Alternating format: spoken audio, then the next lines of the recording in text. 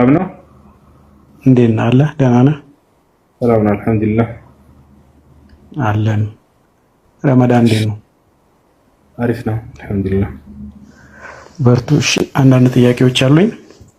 ከቀን ጀምሮ ነው ለመግባት ስለምን የነበረው እንግዲህ እድል ገጥሞኛል። አንደኛው ጥያቄ እዚህ ፊት ለፊት ላይ ርዕስ አድርገህ ያቀረብከው እስልምና የነቢያቶች እምነት ነው ይላልና ያው ሻሃዳን እንድንይዝ የምትፈልጉት አውቀን ነው አይደል? አንዳንድ ሐዲሶችን የሰማነውን ነገር ያው ጥያቄ ይሆንብናል፣ እንጠይቃቸዋለን።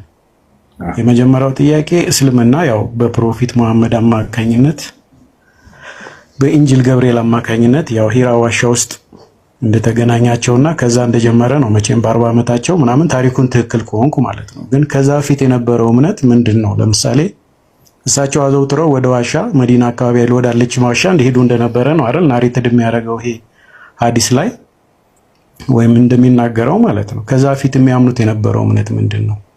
ግልጽ ያለ ነገር አለ ወይ? ከተማ ላይ የሚያመልኩበት ቦታ አልነበራቸውም ወይ?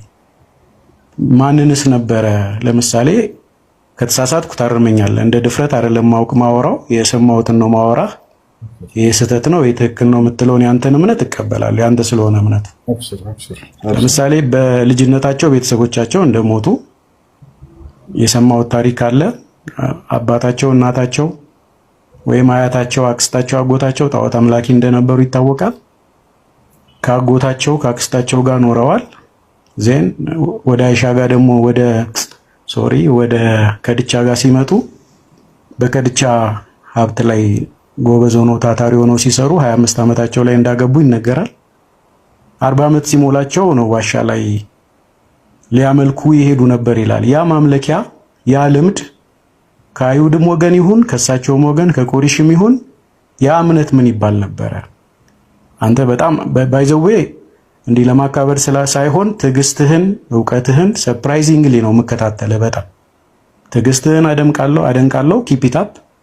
እንደገና ደግሞ እውቀትህን ማይንድ ላይ የሆነ የምትጠየቀውን ነገር የምትመልሰው ነገር በቃ ይሄ እግዚአብሔር የሰጠ ከሆነ አውል ፋይንድ አውት ማለት ነው። ግን ምን ልልህ ፈልጌ ነው ያ ዋሻ ላይ ይከታተሉት የነበረው ዋሻ ላይ የሄዱ ይጸሉ የነበረው ልምዱ ከየት ነው የመጣው? ማንን ነበርስ የሚያመልኩት? ለምን ብትለይ ጅብሪልን እንደማያውቁት ማስቆም ትችላለህ። አቆማለሁ። አይ ግን ተናገርና መልስላለሁ የምትለኝ ከሆነ እንትላለሁ። ጅብሪልን ከተገናኛቸው በኋላ ጨምቆ ይቅራ ካላቸው በኋላ ደጋግሞ እንትን ካላቸው በኋላ ፈርቶ ሄዶ ባለቤታቸውን ደብቅኝ እንዳላት ሳይድ አልቡካሪ ካልተሳሳትኩኝ 4953 ላይም አለ 6982 ላይ ምን አለ።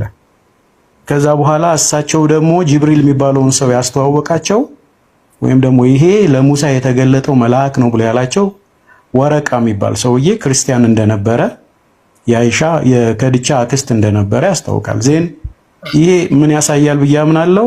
ከእሳቸው በፊት የሚያውቁት አምላክና የሚያውቁት መልአክ ነበረ ወይ? አንዱ ጥያቄ ይሄ ነው። አንዱ ጥያቄ ይሄ ነው። ማቆም እችላለሁ። እስቲ አውራሽ ልስማ። እሺ በቃ ለመልስልና ችግር የለም እየቀጠልክ ትሄዳለህ። ነቢያችን ሰለላሁ ዐለይሂ ወሰለም እስልምና የጀመረው ከዋሻው የዛኔ መለኮታዊ ራእይ ሲገለጥላቸው የዛኔ ነው ከሆነ የስተት ነው።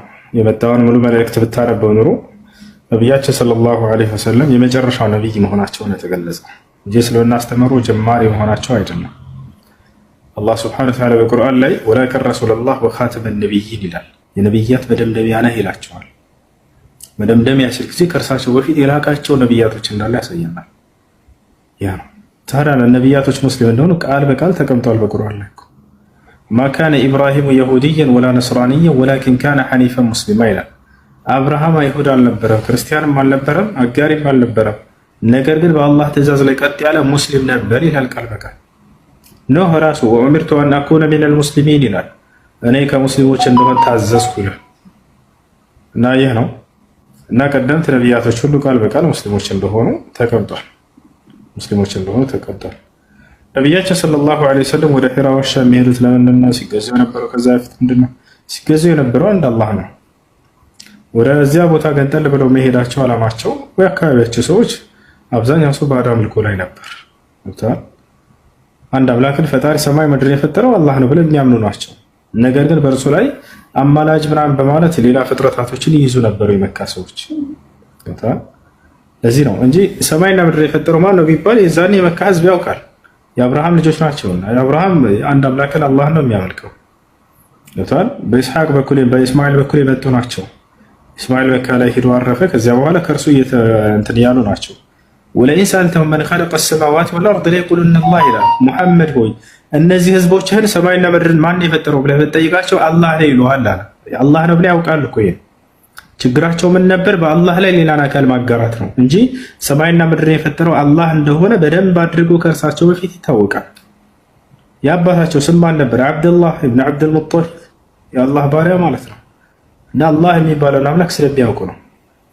ስለዚህ ይህ ነው እና ነቢዩ ሙሐመድ ሰለላሁ ዐለይሂ ወሰለም አነ ዳዕወተ አቢ ኢብራሂም ወቢሻረተ አኺ ዒሳ ይላሉ። ቃል በቃል እኔ የአባቴ የአብርሃም የጸሎት ውጤት ነኝ፣ የወንድሜ መሲሁም ብስራት ነኝ ይላሉ። መሲሁ ስለ እርሳቸው አብስሯል፣ አብርሃም ስለ እርሳቸው ዱዓ አድርጓል። ቃል በቃል ይህንንም አላህ ቁርአን ላይ መስክሯል። በሱረቱል በቀራ ላይ አብርሃምና ኢስማኤል ያደረጉት እፎይ እያላችሁ ስለሆነ የሆነ ነገር ልበለኝ። ማስተማር በፍቅር ሲሆን ጥሩ ነው።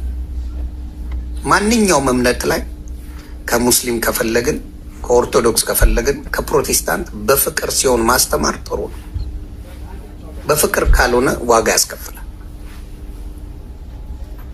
እውነቴን ነው። እኔ እንኳን አይደለም ጥላቻ ብዬ እውነቴን ነው ነብዩ መሐመድን ከነፍሳቸው በላይ ይበልጣሉ ብዬ በተናገርኩት ነገር ብዙ ዋጋ ከፍያለሁ። እንኳን አይደለም ነብዩ መሐመድን ገና እንድታፍሩበት አደርጋለሁ ብሎ አይሰበክም። አንድ ክርስቲያን ኦርቶዶክስ አትልም። እውነቴን ነው የምለው። ነብዩ መሐመድ የሚያፍርባቸው ሳይሆን የሚከተሏቸው በቢሊየን ሙስሊሞች አሉ።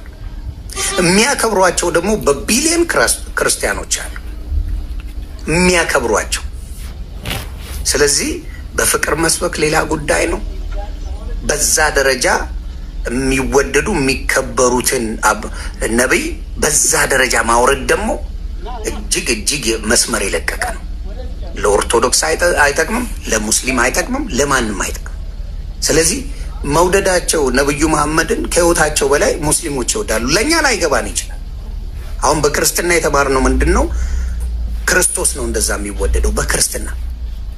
በእስልምና ደግሞ ከሄድክ ነብዩ መሐመድ ነው እንደዛ የሚወደደው። ነብዩ መሐመድ እንደዛ ይወደዳሉ። ምን ማድረግ ትችላለህ? ሙስሊም አይደለም ምን አገባ?